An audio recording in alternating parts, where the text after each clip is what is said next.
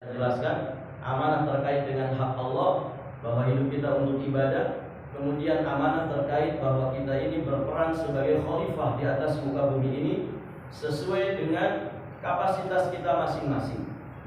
Intinya kita ini pemimpin, ya, para jamaah dirahmati Allah. Bagaimana wilayah kepemimpinan kita sesuai dengan kapasitas kita masing-masing. Tentu di sini tidak semua memiliki, ya, tanggung jawab kepemimpinan yang besar atau yang sebanding. Ya, bawahan dengan atasan kan jelas tanggung jawabnya berbeda, amanahnya berbeda. Manajer dengan karyawan biasa tentu amanahnya berbeda, kan begitu. Yang istri satu dengan istri 4 amanahnya berbeda. Ya, yang punya istri dengan yang belum punya istri amanahnya juga berbeda. Nah, para jamaah, orang-orang yang diberi amanah ini ada tiga kelompok manusia. Pertama adalah orang-orang munafik. Orang-orang munafik, mereka orang-orang yang celaka ketika diberi amanah. Yang kedua, orang-orang musyrik juga sama. Yang selamat itu adalah orang-orang beriman. Mereka selamat saat diberi amanah karena mereka tanggung jawab. Mereka tidak berkhianat terhadap amanah yang Allah Subhanahu wa taala embarkan kepada dirinya. Pertama kita bahas orang munafik, para jamaah. Orang munafik ini ketika mendapatkan amanah, secara zahir sikap mereka itu sepertinya amanah. Ya, biasa orang munafik itu kan menampilkan casing yang baik, menyembunyikan kebusukan dirinya. Nah, jadi mereka secara zahir seolah-olah seperti orang yang amanah.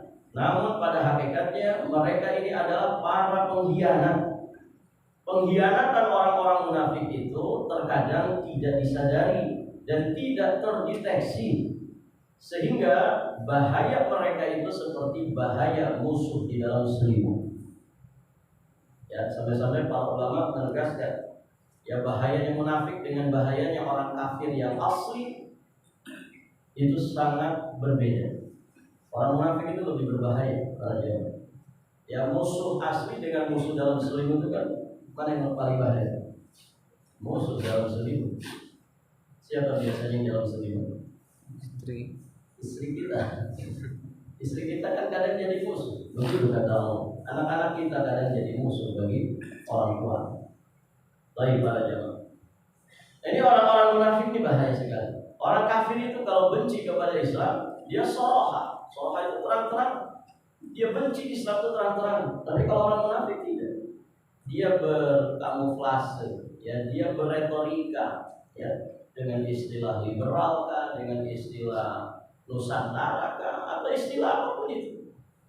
Yang intinya dia sedang menggerogoti Islam itu sendiri, ya, menjauhkan kaum muslimin dari agamanya sendiri.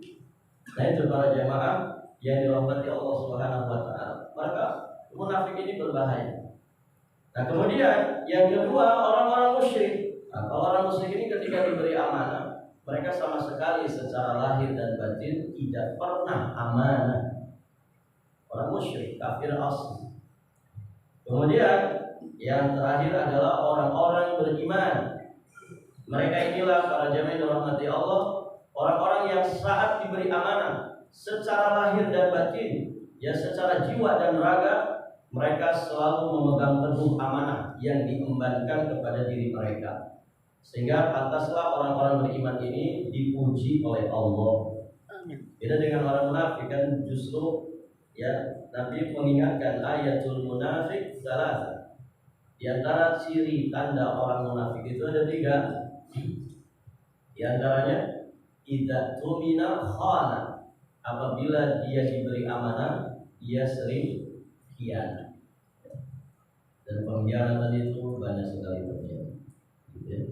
Pengkhianatan itu banyak sekali terjadi. Dan termasuk orang-orang yang suka tipu-tipu, orang-orang yang culas, orang-orang yang suka nelik atau nyelip, ya, korupsi atau yang sejenis dengannya, ini sejatinya adalah para pengkhianat. Dan hampir di